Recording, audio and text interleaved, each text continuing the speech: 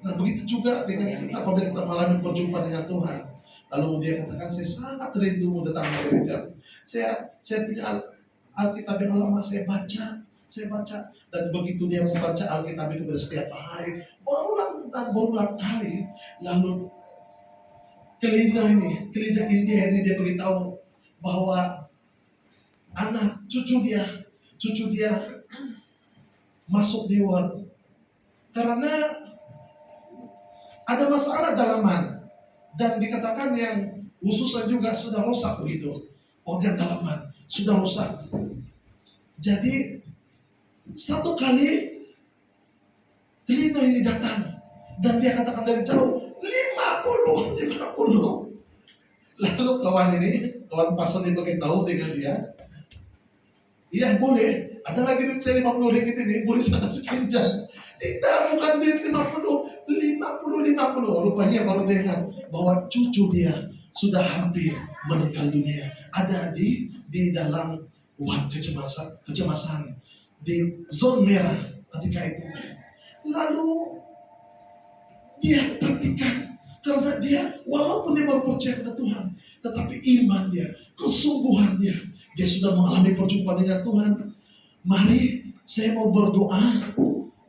Saya ada kawan, dia tidak boleh beritahu panjang-panjang, terus terang, dan juga dengan suara kuat, karena di sana kan ramai OM dan ramai melihat.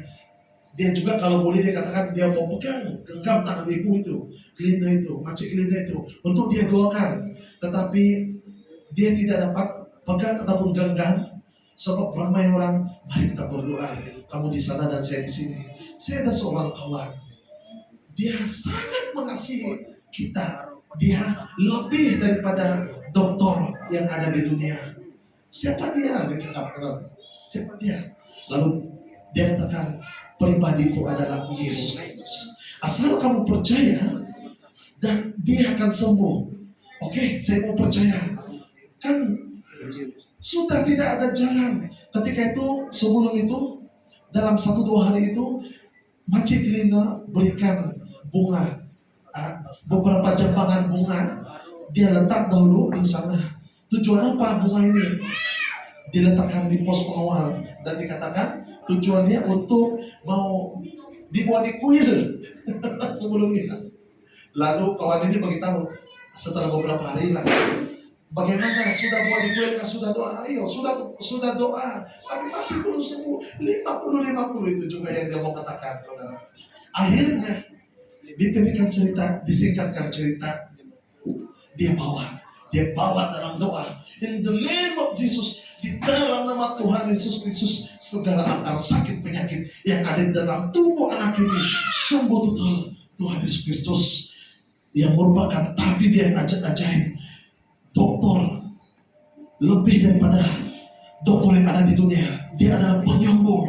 Oleh kasih karunia Tuhan, oleh iman kami, anak ini disembuhkan. Di dalam nama Tuhan Yesus Kristus, kami sudah berdoa. Amin. Haleluya. Kamu percaya ya? Ya, saya percaya. Sudah selesai. Keesokan harinya, ketika itu kawan-kawan saya itu dia katakan dia sudah berada di sekolah, dan kebetulan ada paripurna dan dia dipanggil oleh pihak sekolah, dan dia berada di sana.